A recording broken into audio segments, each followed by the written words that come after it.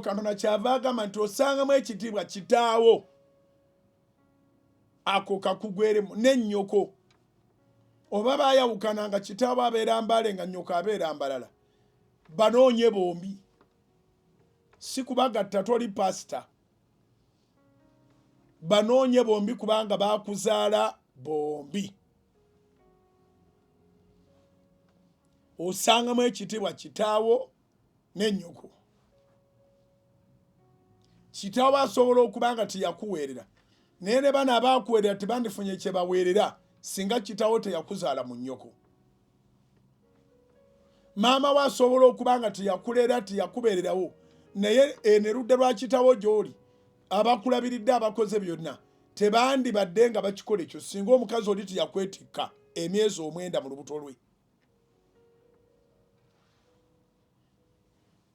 oba tutegeregana.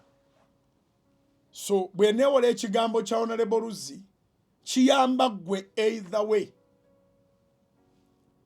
There is a way how God blesses those people who take care of their own parents.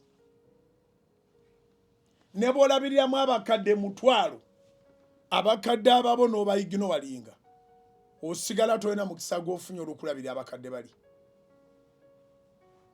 Bw'oba ogufunye gwa kiwuduwudu gubulako omutwe kubanga omutwe be bali abaakulabirira.